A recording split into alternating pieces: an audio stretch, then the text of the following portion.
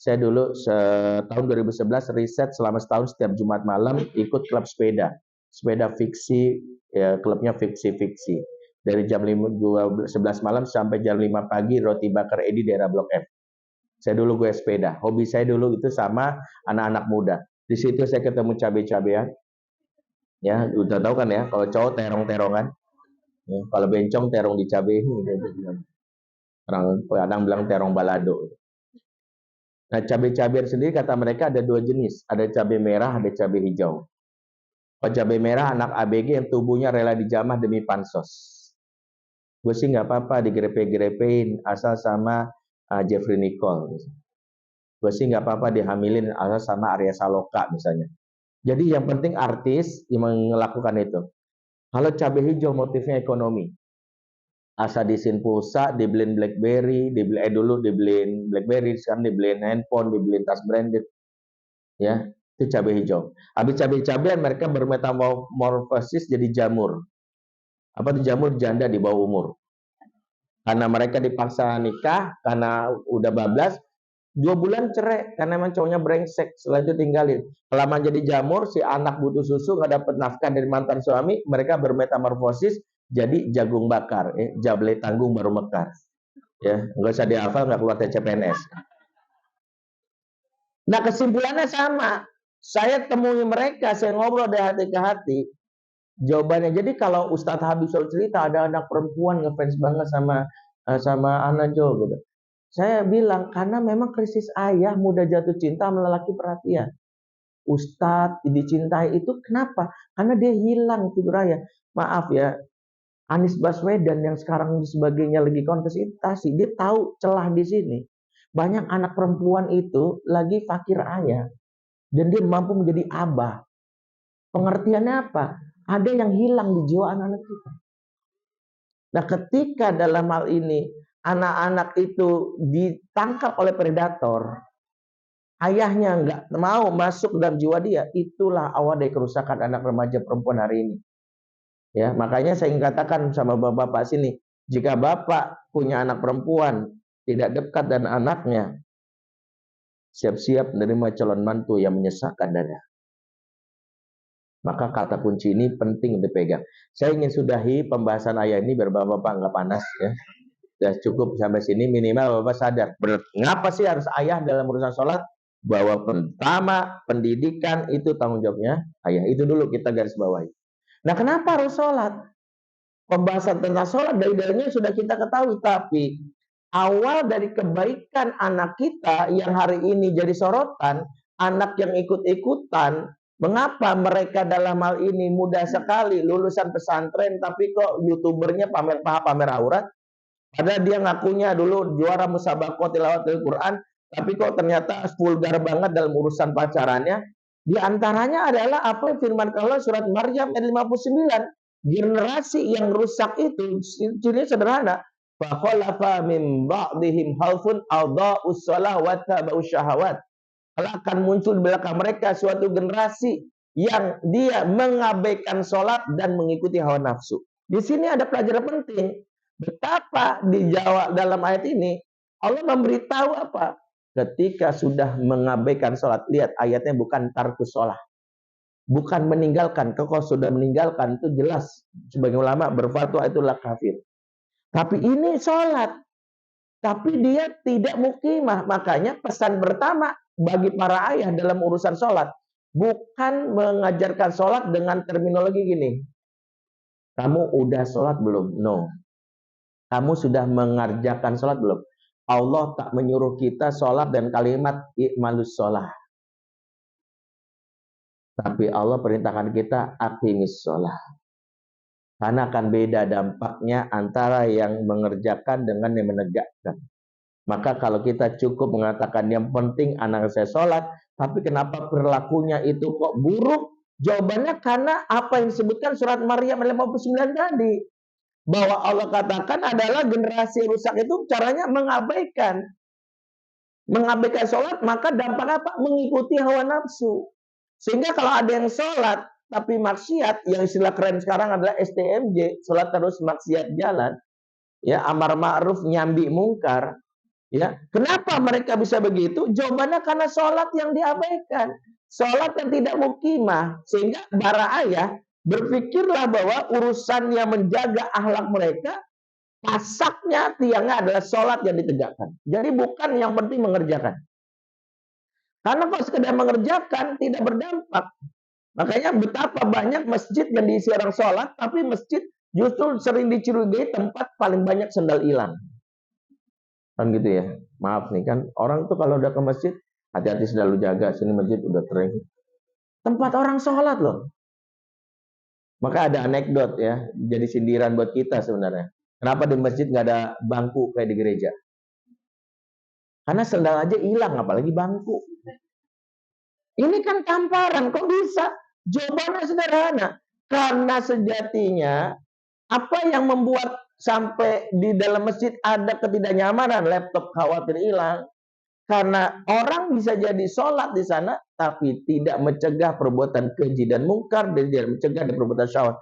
Padahal isu anak-anak hari ini isu tentang perilaku mereka yang mengikuti hawa syahwat. Mengapa? Pagarnya, remnya adalah yang disebut dengan sholat.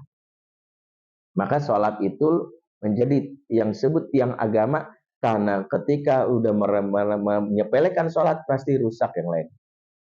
Sehingga pesan-pesan dalam Quran terkait dengan bagaimana ya mulai dari Luqman pesan tentang sholat kepada anaknya dari surat Luqman, Ibrahim sampai Ibrahim mendoakan khusus untuk anaknya, menunjukkan sholat adalah asas pertama yang menjadi dasar anak kita dalam ini diukur kesolehannya. Maka kualitas orang diukur dari sholatnya, dan itu juga yang menjadi dasar jangan meremehkan anak-anak yang mengabaikan sholat. Ingat, fokus pertama apa? Bukan mendidik anak mengerjakan sholat, bukan. Tapi mendidik anak menegakkan sholat. Apa sholat yang tegak? Yang pertama adalah sholat yang pastinya on time. Ya, sholat yang ditegakkan tepat waktu, tidak mundur-mundur. Yang kedua, sholat yang laki-laki berjamaah.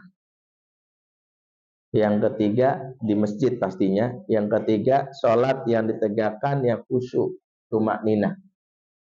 Makanya anak-anak kita itu bedanya dengan generasi sahabat. Kalau generasi sahabat itu urusan ibadah itu sudah terinternalisasi. Salah satu yang membedakan adalah gini, cari hadis ataupun asar sahabat. Ada enggak para sahabat atau para Rasulullah kalau ketemu sama anak-anak nanya gini, udah sholat belum? Yang bisa nunjukin hadisnya atau asarnya kasih tahu saya, kalau mungkin saya lupa, nanti saya kasih hadis. Ternyata saya nemuin tuh, Rasul tuh kalau ketemu anak-anak gak pernah nanya, udah sholat belum? Para sahabat kalau ketemu anak kecil, kalian udah sholat belum? Itu hanya terjadi di zaman kita. Pertanyaannya, kenapa Rasul sama sahabat gak pernah nanya sama anak-anak sholat? Karena anak-anak zaman dulu kalau ditanya ini, mereka tersinggung. Jangankan sholat, amal apa lagi kami kerjakan? Makanya mereka nanya balik, ayul amal afdal ya Rasulullah. Amalan apa yang paling utama Rasulullah? Ayul amal ahabbu ilallah. Amalan apa yang paling cinta Allah? Pertanyaannya kenapa? Karena mereka sudah terinternalisasi. Sholat otomatis mereka kerjakan. Malah mereka nagih, yang paling baik itu apa setelah sholat? Berarti ada yang jadi masalah nih. Kenapa anak kita nggak pernah berubah pertanyaannya? Ya, makanya besok-besok jangan, salah satu kualitas pendidikan kita naik itu bukan nanya udah sholat belum, tapi nanya, ya minimal kita nanya tadi sholatnya di masjid mana. Kalau itu kan bukan pertanyaan yang menunjukkan keraguan sholat, tapi sekedar mencari tahu jangan-jangan anak ini senang wisata masjid. Tadi sholat di masjid mana, nak? Berarti kita merasa anak kita sudah terinternalisasi. Makanya kualitas anak zaman dahulu dengan anak zaman sekarang itu kelihatan dari bagaimana urusan sholat. Kalau anak zaman dulu ketika dijelaskan amalan soleh langsung bergerak. Kalau anak zaman now beda. Udah urusan sholat aja kita tahu lah nih. Udah biasa tuh, saya sering sampai di masjid-masjid. Ini menjelang Ramadan, anak-anak sekarang tuh udah survei dulu masjid mana yang paling cepat tarawehnya. Udah survei itu. Ya. Mereka kan masih berpikiran kalau bisa ada masjid yang bagus menurut mereka adalah yang rokaat Muhammadiyah gerakan NU kan gitu. Ya, itu udah ketebak sama mereka. Makanya kalau mereka datang ke masjid, imamnya tahu-tahu diumumkan, insya Allah akan diimami Ustadz kita dari Saudi. Astagfirullah, dari Saudi. Udah kebayang tuh. Ustadz impor dari Saudi udah kebayang. Baru dengar basmalahnya udah gemeter tuh. Bismillahirrahmanirrahim. Dalam hati, salam masjid. Kan udah kebayang itu. Waladhdallin. Amin. Itu dalam hati request tuh. Kulhu pasti. Begitu membaca alif ya alif lam mim, ditandain ke masjid. Mau datang lagi, oh enggak, orang dengernya aja udah alif lam mim. Yasin lagi gitu. Merasa tahlilan kemarin aja gua apa lapar baru baca selesai gitu. Ini bacaan Quran, enggak akan makanya akan gelisah. Kenapa anak-anak sekarang request kalau bisa imamnya yang cepat? Bisa jadi ada tahapan yang diabaikan orang tua. Tahapan yang pertama yang harus kita perhatikan bahwa sholat itu ibadah hardware, dia akan bisa menjadi sebuah energi yang menggerakkan jika kita install software. Software adalah penggerak internal yang membuat sebuah ibadah menjadi bergerak. Software utama namanya tauhid. Makanya mengapa rumus pertama yang menjadi dasar ibadah itu bergerak dengan otomatis, dan itulah yang dilakukan oleh para nabi kepada para sahabat. Tauhid itulah yang pertama kali dikenalkan. Sehingga syariat itu bertahap tadarruj. Mengapa orang tua yang terburu-buru memaksa anak sholat sebelum 7 tahun, lupa menginstal tauhid, biasanya keteteran anaknya udah bosan sholat pas remaja. Karena yang pertama kali kenalkan dulu Allah. Karena software sholat itu ada dua. Software utama tauhid, software pendukungnya rasa syukur. Dan itulah membuat Nabi meskipun jamin masuk surga, itu sholat kakinya bengkak-bengkak. Dan itu membuat tanda tanya istrinya. Engkau tuh sudah dijamin masuk surga Rasulullah. Ngapain juga sholat segini-gini amat, kata Aisyah. Dan jawaban Rasulullah inilah inti dalam sholat yang harus diinstal di anak kita dan di kita. Afala akunu abdan syakuro. Memangnya aku nggak boleh jadi hamba yang bersyukur. Maka yang membuat anak itu sholat kalau punya rasa syukur. Jadi kalau anak kita sholatnya susah banget, karena dua softwarenya yang belum diinstal dari masa kecil. Satu, tauhidnya nggak masuk. Dua, nggak punya rasa syukur. Rasa syukur ini datang dari mana? Menyadari bahwa Allah itu begitu sayang kepadanya. Allah begitu baik kepadanya. Allah begitu kuat dalam memberikan kebutuhan dia. Makanya di sinilah nanti ada bab tentang bagaimana mengenalkan tauhid kepada anak, itu menjadi salah satu pendidikan yang wajib di awal-awal. Mengapa 0 sampai 7 tahun itu kita harus melukiskan Islam yang indah? Karena Allah katakan wa ma arsalnaka illa mubasyshira wa nadhira. Tidak engkau diutus Muhammad kecuali kasih kabar gembira. Kenapa kabar gembira dulu? Karena anak berumur 0 sampai 7 tahun yang dia rekam dalam memori dia adalah kenangan, bukan hafalan. Kalau dia di sholatnya digampar, dipaksa, maka dia mungkin sholat tapi kenangan tentang rasa sakit saat digampar itulah yang dibawa saat remaja. Maka saat dia lepas dari orang tuanya, yes, gak ada mama. Yes, gak ada papa. Yes, gak ada ustadz, gak usah sholat. Karena yang dia ingat tentang sholat adalah rasa sakit, rasa marah, rasa kecewa. Maka disinilah salah satu yang gak boleh kita lakukan di masa kecil membuat anak trauma. Nggak boleh. Memaksa sesuatu yang sejatinya belum Allah wajibkan termasuk terburu-buru. Makanya yang kita lakukan apa? Tentang tauhid itu dengan sekuat-kuatnya. Karena tugas pertama pengasuhan adalah meninggalkan kenangan indah akan Islam. Jadi kalau 0 sampai 7-nya mereka punya memori yang indah, betapa Allah menyebut namanya Ar-Rahman, Ar-Rahim. Itu terinstal betapa baiknya Allah. Tapi yang sering orang tua lakukan, Allah seringkali dilukiskan dengan Al-Mutasyaddid, maha keras siksanya. Al-Muntaqim, maha mengancam. Karena kita lebih sering mengenalkan neraka daripada surga. Jujur betapa banyak kita baru nyebut Allah kan pas marah doang. Ya Allah, Masya Allah. Astagfirullah abang, ya Allah tuh. Allah disebut pas lagi marah. Anak udah kebayang kalau Allah disebut pasti ada sapu melayang. Pasti ada piring pecah nih, piring terbang. Karena setiap Allah disebut, kita selalu dalam keadaan yang membuat anak Allah marah. Tapi begitu kita ngasih hadiah, selalu kita lupa nyebut nama Allah. Nina, dari mana? Dari papa. Papa mah baik banget, sayang banget sama kamu. No, dari Allah dititip ke papa. Allah memberikan rezeki. Allah sayang sekali sama kamu. Dititip rezekinya lewat papa, diberikan ke kamu. Lagi menyusui, bukan bilang dari mama air susunya. Dari Allah diberikan, disalurkan ke payudara mama, disap oleh kamu. Allah yang memberi kamu rezeki, memberi kamu minum, memberi kamu makan. Ini proses yang sejatinya sangat sederhana, tapi kita abai. Karena banyak orang tua di awal-awal pengasuhan yang dikenalkan ke anak adalah Allah yang mengancam. Makanya kadang-kadang kita pakai nama gini, Allah marah, Allah marah. Kalau gitu, Allah marah. Nanti hati-hati Bu, nanti di akhirat Allah tanya balik, tahu dari mana aku marah?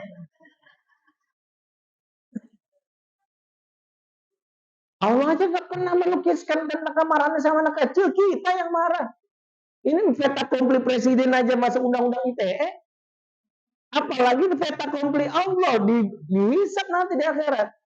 Jangan mengatasnamakan sesuatu. Anak kecil itu meninggal dalam keadaan dia mukul adiknya misalnya. Dia nggak dihisap. Walaupun ngeselin adiknya buku meninggal dalam keadaan dia nggak sholat. Meninggal dalam keadaan dia berantem sama orang lain. Masih bocah, belum dihisap. Kenapa kita sebut Allah marah padahal Allah sendiri nggak menyebutkan dalam dalil. Bilang kita yang marah. Makanya cara Nabi memotivasi beda dengan kita. Nabi lebih sering surga daripada neraka. La taghdab walakal jannah, jangan marah untukmu surga. Kalau kita ini godok walakan nar, kamu marah neraka loh. Nabi ada yang sahabat leyeh-leyeh, atau leyeh-leyeh, males-malesan.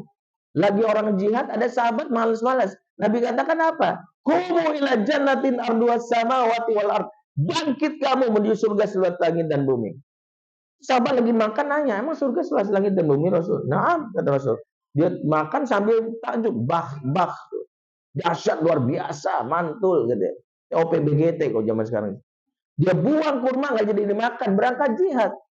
Apa kata kawannya yang melihatnya? Kenapa kurma tadi kamu buang nggak jadi dimakan? Kelamaan saya masuk surga gara-gara kurma tadi. Ada motivasi, dilukiskan tentang keindahan, disitulah yang pertama jadi PR kita. Maka tugas ayah pertama menjadikan 0 sampai 7 tahun masa yang bahagia dengan Islam. Disitulah pertama peran ayah mampu membuat anak itu terlukiskan keindahan Islam itu lewat apa? Lewat wajah ayah dan ibunya. Ingat, Allah jadikan ayah dan bunda adalah ayat-ayat cinta Allah di muka bumi ini. Ayat-ayat cinta Allah di muka bumi adalah ayah dan bunda yang senyum ketika menggendong anak. Ayah dan bunda yang terbiasa berkata-kata lembut. Ayah dan bunda sabar melihat tingkah pola anak. Disitulah anak akan melihat keindahan ayat-ayat cinta dan membuat anak takjub dengan Allah yang menerbitkan ayat-ayat cinta tadi. Ini kata kunci pertama. Pembahasan pertama tentang sholat bermula dari tauhid sebagai software utama dan syukur sebagai software pendukung. Maka hampir semua isu anak-anak yang saat remajanya malas sholatnya biasanya bermula dari kegagalan menginstal tauhid, yang kedua kegagalan membangun rasa syukur. Biasanya anak-anak yang kecewa dengan masa kecilnya, tidak bahagia, merasa tidak nyaman, pernah diperlakukan dengan tidak baik di sekolah, guru yang mengecewakan, bapak yang ngajar Quran sambil gampar. Hal-hal tersebut terakumulasi sehingga yang dia pertama kali tolak adalah menyembah Allah. Itu kata kunci pertama. Yang kedua, di antara yang menarik tentang bagaimana ayah dalam Quran memperhatikan tentang ibadah sholat, yaitu adalah sosok ayah Ibrahim, yang dia menjadikan pertama ibadah sholat itu dikondisikan dengan lingkungan yang baik. Makanya Ibrahim ketika mencari tempat tinggal buat Ismail, yang dia pikirin adalah bi'ah atau lingkungan yang membantu anak supaya mau sholat. Apa dalilnya? Surat Ibrahim ayat 37. Rabbana inni askantu min dzurriyyati biwadin ghairi dzar'in inda batikal muharram rabbana liqimus shalah. Perhatikan ayatnya. Saat Ibrahim membawa Ismail bersama Hajar, kan awal mula mereka tinggal di Syam karena Hajar konflik dengan terjadi kecemburuan antara dua istri yaitu Sarah dan Hajar. Ibrahim tidak ingin terjadi masalah, maka Hajar dibawa dengan Ismail ke negeri yang disebut negeri yang Hijaz atau negeri Mekah. Ternyata saat Hajar dibawa tempat tersebut, secara fisik kondisi Mekah, kondisi yang justru di masa itu kondisi yang paling bolehnya paling buruk. Kualitas hidupnya 0%. Dari mana kita lihat? Tidak ada sumber kehidupan, air nggak ada. Kalau air aja nggak ada, nggak usah membayangkan ada Indomaret nggak ada. Ada wifi apalagi, tempat pedikur manikur kagak ada. Ibu mau healing mainan sama pasir doang. Jadi di tempat di mana di saat itu Hajar dibawa situ. Tapi Ibrahim, kalau kita baca sekilas ayat ini, mungkin kita akan berasumsi, kok Ibrahim bisa setega itu? Ada bapak kok setega itu bawa anak istri ke tempat yang justru jauh banget dari hal yang dibutuhkan oleh perempuan. Perempuan itu butuh zona nyaman. Kok bisa punya rumah tempat tinggal yang bagus, ya, yang teduh, yang nyaman, ya, bagaimana ada suara gemericik air, ya, boleh sekali memandang di depannya pantai. Perempuan kan membayangkan itu, punya istana yang megah, luas, ya, mungkin dia pikir antar kamar aja naik ojek, mungkin saking luasnya dia punya bayangan-bayangan gitu kan nggak masalah.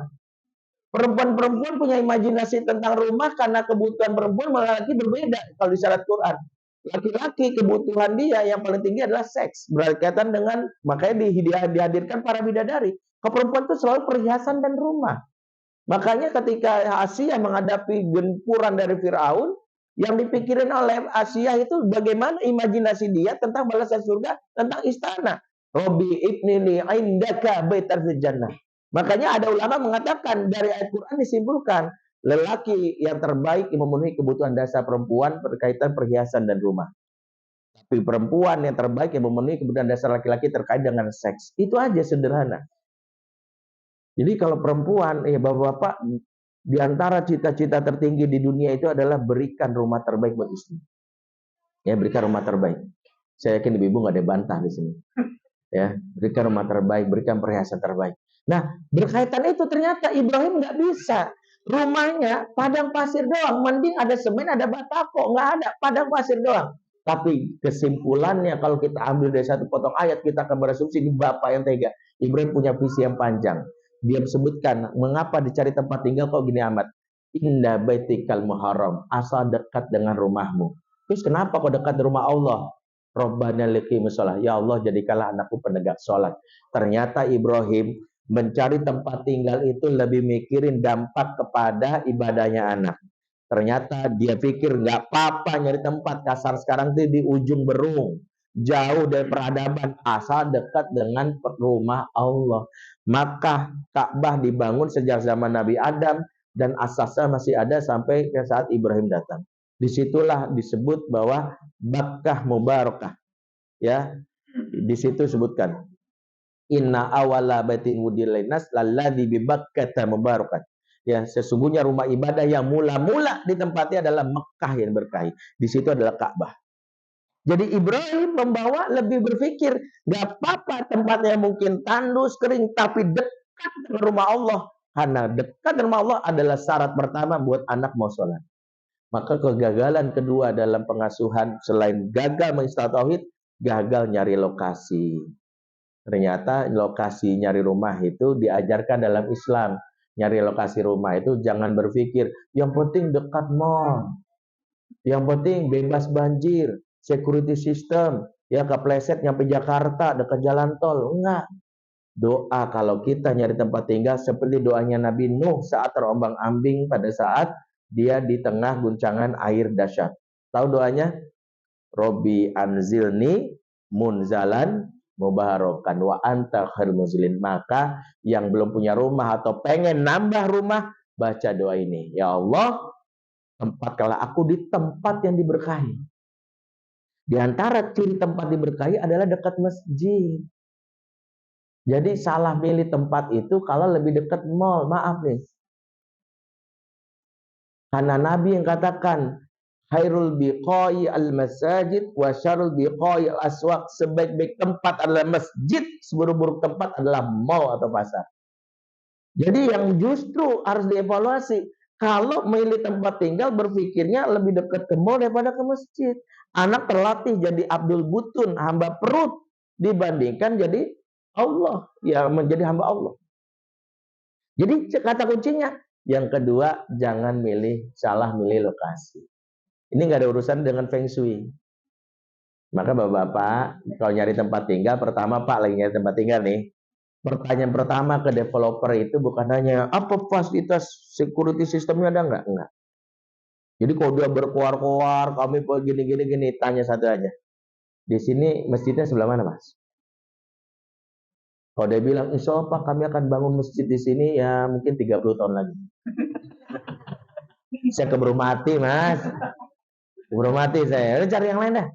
Mau dia berkoar-koar di sini investasi berkali-kali lipat. Di sini akan ada ini, akan ada security system, akan ada transportasi publik, akan ada LRT. No, kebutuhan kita terhadap pendidikan anak bukan LRT, bukan mall, bukan ada sports center, bukan security system dan macam-macam, bukan dekat jalan tol.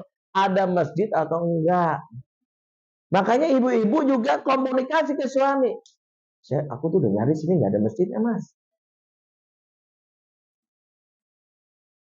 Saya itu pernah ada salah satu pejabat negeri yang lagi populer, sekarang lagi populer orangnya. Gak usah saya bocorkan, tapi insya Allah. Suatu hari dia punya anaknya bermasalah. Telepon saya. Di rumahnya besar sekali di daerah Serpong gitu. Sana lagi Tangerang. Dia dibilang gini, Ustadz, anak saya ngamuk-ngamuk nih. Ustadz tolong dong datang. Saya pengen banget Ustadz bantu anak saya. Anak saya nggak tahu kenapa setiap maghrib kalau kita ajak sholat selalu deh dia tuh nyetel musik kencang-kencang gitu. Saya ingat waktu itu dia nyetel lagunya Cowboy Junior. Jadi kencang-kencang banget sampai bapaknya mau marah digigit tangannya. Terus akhirnya saya datang, saya nyari nyetir sendiri sampai di rumahnya besar sekali di belakang mall yang mewah. Kemudian saya masuk ke security system, tinggalin KTP, kemudian dikasih card, saya masuk. Pas azan maghrib di radio baru berkumandang, saya persis depan rumahnya yang dibangun udah kayak istana Eropa gitu. Ada pilar-pilarnya. Kemudian saya telepon dia, Pak, saya udah depan rumah Bapak. Oh ya udah Ustadz, di dalam aja. Saya mau tanya masjid di mana ya Pak? Wah di sini mah jauh Ustadz, masjid muter-muter juga lewatin mall. Udah di rumah aja deh Pak Ustadz. Saya bilang gini aja, oh saya nggak biasa Pak. Saya mau di masjid aja deh. Ya udah deh, saya izin ya. Gitu. Saya cari-cari bener. Ternyata baru saya dapat masjid itu 15 menit setelah azan. Dan itu pun masjidnya itu di rumah warga ada, jadi komplek itu ada jalan yang dijebol menuju rumah warga. Jadi akhirnya saya parkir di depan pintu jebolnya itu menuju rumah warga. Sholat. Karena saya pikir nanggung, saya telepon Bapak itu, Pak, saya kayaknya bakalan telat nih sini. Abis Isya aja nanggung ya. Sebentar lagi mau Isya, ya udah deh. Pas Isya saya datang. Nah, dia itu langsung cerita anaknya. Pertanyaan saya pertama itu gini. Rumah Bapak ada berapa ya, Pak? Dia kaget. Maksudnya apa nih Ustadz? Ya, saya mau tahu aja. Ada 3, alhamdulillah. Yang pertama yang besar, alhamdulillah di sini. Yang kedua daerah Redo Dalam. Satu lagi ada di Kebayoran, rumah warisan orang tua yang saya peroleh. Oke. Dari rumah Bapak 3 nih, yang dekat dengan masjid yang mana? Ya itu radio dalam, ya toaknya aja deket kamar saya, kata dia. Di pinggir banget, kata dia. Oh, saran saya pindah, Pak. Hah? Kaget kan dia? Lagi bahas anak masalah, suruh pindah rumah. Saran saya sih pindah. Saya nggak mau nyebut alasan dulu. Emang kenapa Ustadz? Ini rumah ada jinnya gitu. Ya nggak tahu juga, tapi kayaknya sih lebih bagus Bapak pindah. Karena kayaknya rumah ini nggak kondusif juga nih. Saya baru tahu rumah itu 95% non muslim. Di perumahan itu dia 5%. Oh, rumahnya besar-besar gitu. Terus dia malah mengalihkan pembicaraan, ngobrol sana sini, intinya pulang tanpa kesimpulan. Habis itu dia nggak mau nelpon saya lagi. Udah lama 2 bulan, 3 bulan nggak nelpon. Saya pikir udah, mungkin dia kecewa. Tahu-tahu 3 bulan kemudian nelpon. Assalamualaikum Ustaz. Saya melihat masih nyimpen nomornya. Masih ingat, oh iya, gimana? Mau ini nih, mau cerita. Intinya mau terima kasih Ustaz. Jadi dia cerita awal Ustaz ngomong tentang pindah rumah itu, saya berdebat sama istri. Istri saya udah pindah aja, bener kata Ustadz, aku setuju gitu. Apaan pindah? Kalau pindah, satu, rumah yang di sana kan itu seringkali kena banjir. Yang kedua, dekat kampungan itu berisik, kadang-kadang capek kita tidur pulang malam gitu. Yang ketiga, anak tuh pindahin sekolahnya gimana? Sekolah udah bagus-bagus ini, kalaupun mau ke sana, dia harus itu lagi. Bolak-balik, pun kalau pindah nanti aja. Tapi Ustadz nyaranin gitu kan, ya udah pindah aja, istri mau gitu. Nggak mau dia. Sebulan anaknya masih ngamuk aja. Didatangin perukyah kata dia. Anaknya bisa betul ngamuk aja. Sampai akhirnya udah capek banget. Udah pindah-pindah dah. Coba dulu seminggu. Pindah benar. Pindah ke rumah. Efek dia pindah itu kata dia nggak terasa. Satu, anaknya jadi rajin bangun pagi karena sekalinya telat ditutup di sekolahnya. Jadi dia jarak ke sekolah dari rumah Hera dalam ke sekolah dia daerah Tangerang situ itu sekitar 1,5 jam.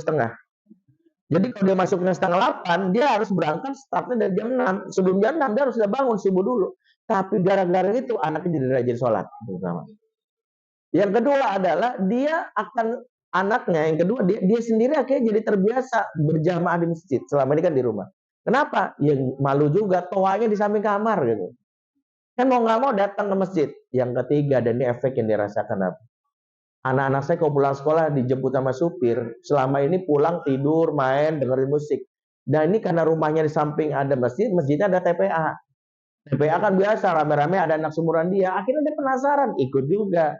Karena ikut, awalnya bercanda-canda, tapi mau ngaji ikut sholat.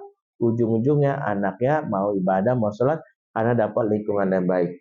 Disitulah dia bilang, ternyata saya nggak ngeh ya Ustadz ya, saran Ustadz ini. Anak saya udah ini banget, Masya Allah. Berarti selama ini saya salah nyari lokasi. Jadi kalau saya ditanya tentang kenapa anak kita bermasalah, jangan-jangan salah lokasi. Syarat kedua. Jadi pikirin tuh Pak. Ya, udah 5 menit lagi. Ya Bapak, jadi diingetin. Poin pertama, jadi kalau sebagai seorang ayah, nyari tempat tinggal itu ada di situ. Ya. Yang poin ketiga adalah anak belajar sholat justru dari figur ayahnya. Maka di antara rumus doanya doanya Ibrahim sebagai ayah yang dicontohkan Al-Quran, dia memulai dengan dirinya.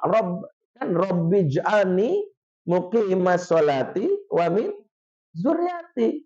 Maka di antara ukuran bagaimana anak kita malas sholat, lihat kita sebagai bapaknya. Karena anak melihat kita yang jarang bangun pagi, kita yang selalu malas ke masjid, itu jadi pelajaran. Anak kita akan malas. Kenapa? Karena ngelihat bapaknya juga seperti itu. Makanya Ibrahim meskipun seorang nabi, mengukur dirinya dengan kalimat Rabbij'alni. Bayangkan, seorang nabi tapi minta dirinya muqimah sholah, baru dia minta keturunannya. Apa pelajarannya? Maka konsep keteladanan itu penting. Mengupgrade diri. Karena itulah firman Allah mulai dengan diri kita. Ku anfusakum wa ahlikum. Jaga dirimu dan keluarga. Poin yang ketiga adalah bagaimana menjaga itu. Yang keempat, karena sholat adalah ibadah yang terkait beratnya beban alias ibadah itu membutuhkan yang namanya proses yang panjang. maka bertahaplah untuk membuat bangunan anak rajin sholat itu benar-benar kita lakukan. Itulah mengapa perintah Allah tentang sholat yang diwakili oleh Nabi itu bertahap. Mulai dari 0 sampai 7 itu belum ada beban syariat. Perintah pertama adalah membuat anak happy, bahagia. Basyiru wala tunafiru. Mulai 7 tahun baru Allah kata Rasulullah mulai mengatakan muru audakum bisolahum abnau sab'a sinin. Perintah anakmu sholat umur 7 tahun. Kalau sudah umur 10 tahun baru kalau dia nggak sholat baru mukul. Ada jenjangnya. 0 sampai 7, 7 perintah, 10 baru tegas. Diwakilin kata wadribuhum, pukul. Kata pukul di sini adalah ujung dari bagaimana perintah Allah itu dan aktivitasnya sudah dilakukan sejak awal. Kenapa saya tegaskan? Karena ada bapak yang semangat dimukulnya doang. Lupa di 0 sampai 7-nya, lupa di 7-nya sampai 10-nya. Bahwa 7 sampai 10 itu perintahkan. Dan ingat, perintahkan itu meyakinkan anak, ini kalimat yang menunjukkan ketegasan. Tapi perintahkan itu nggak melulu berkaitan dengan kalimat yang kita sebut instruktif. Atau kita kalimat-kalimat yang menunjukkan yang namanya kalimat amarah, enggak. Walaupun perintah, tapi bisa didialogkan. Kenapa saya katakan gitu? Ini kecerdasan bapak membuat anak mau diajak sholat dan diperintahkan sholat. Taunya dari mana? Seorang Ibrahim dapat perintah Allah untuk menyembelih Ismail. Tahu kan Ibrahim menyembelih Ismail itu perintah dari Allah wajib. Disinilah menariknya. Meskipun perintah Allah kepada Ibrahim untuk menyembelih Ismail wajib, tapi Ibrahim tidak pakai dalil untuk memaksa anaknya untuk disembelih. Kan nggak ada riwayat tiba-tiba Ismail diseret. Bagaimana ya udah diem aja mau disembelih nanya perintah Allah, Allah Akbar, nggak begitu kan? Tahu yang dilakukan Ibrahim, dibawa anaknya main. Ketika udah main, mulailah perintah itu didialogkan. Lihat surat As-Saffat 102. Falamma balagha ma'ahu sayaqal. Tatkala anak sudah sampai di usia balik, bertanyalah Ibrahim, berkata Ibrahim, ini arafil manami ani azbauka. Nah, ayah mimpi di malam hari disuruh Allah menyembelihmu. Perhatikan, dia mulai dengan contextual word. Fangzur madza taro, menurut kamu bagaimana? Inilah menariknya. Ibrahim ingin merujuk kepada perintah Allah, tapi didialogkan. Maka perintah Rasul tentang perintah kamu sholat, bukan maknanya sholat, awas, bukan. Dialogkan biar anak tahu ini wajib. Sebagaimana Ibrahim mendialogkan kewajiban untuk menyembelihnya, disitulah peran bapak. Kenapa bapak, bukan ibu? Karena perintah didialogkan ketika anak sudah masuk fase mumayyiz, dan mumayyiz menunjukkan akal sudah aktif, dan akal akan mudah menerima dialog dari bapak sebagai pelatih akal. Kenapa bapak? Karena bapak sebagai laki-laki disebut dalam Quran sebagai dzakar. Ya ayuhan nas inna khalaqnakum min dzakar. Dzakar itu dari kata dzakaro au dzikrun, artinya makhluk berpikir. Sehingga bapaklah yang lebih cenderung melatih berpikir dan cara berpikir anak. Sehingga kalau bapak ingin membuat anak sholat umur 7 tahun, mulai dari gini. Nah, yang ngasih rizki kamu siapa? Yang bikin ini kamu siapa? Yang kalau misalnya kita diperintahkan berterima kasih gimana? Wajar nggak? Ya wajar lah kan. Oh, Allah udah baik. Nah, berterima kasih sama Allah kalau udah 7 tahun bukan bilang sekedar makasih ya Allah, bukan. Lewat sholat. Ayo sholat. Terus kalau dia nolak gimana? Sabar. Belum ada dalil untuk menghukum. Masih, yuk sholat. Ayo, nggak mau ya udah. Sampai kapan? Umur 10 tahun. Berarti 7 sampai 10 masih dalilnya mengajak memerintah selama 3 tahun. Berarti Bapak konsisten 3 tahun. 3 tahun itu berarti 1000 hari. 1000 hari. Sehari 5 kali sholat. Berarti 1000 kali 5, 5000 perintah sholat. Sehingga Pak jangan langsung mukul Pak. Bertahap.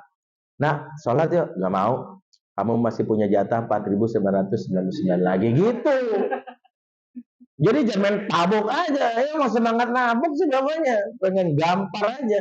Kasih tahapan, sama kayak kita ngasih peringatan, kayak misalnya di tengah jalan ketilang sama polisi, dikasih sosialisasi 3 kali tilang baru disita ininya, kan gitu polisi. Nih masa sosialisasi, dulu pernah saya kena tuh gara-gara lampunya nggak nyala kan dulu, perintah wajib lampu nyalain tuh, yang kalau motor. Kena tilang kan?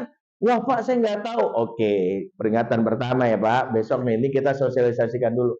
Begitulah kira-kira kalau pengen anak sholatnya aja. Jadi Pak nggak bisa semangat karena baca dalil langsung dipukulnya. Ini dalil yang sebelumnya nggak dibaca langsung pukulnya. Jadi anak udah sholat belum? Pak, sholat. Bikin malu Bapak. Itulah yang zolim.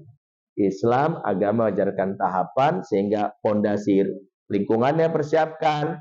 Kebayang nggak kalau tauhid softwarenya dibangun? Bapak sebagai pencontohnya sudah memperbaiki, lingkungan dikondisikan, kemudian bertahap anak gak mau sholat, jangan-jangan itu bukan anak orang, anak setan. Itu benar saya bilang. Kalau 4 pondasi ini dibangun, tauhidnya dibangun, rasa syukur dibangun, bapaknya nyontohin, lingkungannya mendukung, bertahap pula, nggak marah, nggak sholat, kayaknya nggak mungkin deh. Berarti kalau ada yang bertanya kenapa anaknya di umur sekian nggak sholat, selalu faktornya 4. 1, orang tuanya nggak mencontoh, tauhid yang gagal dibangun, 3, nggak bertahap terburu-buru, 4, biasanya karena lingkungan yang salah. Mudah-mudahan bermanfaat. Aku lu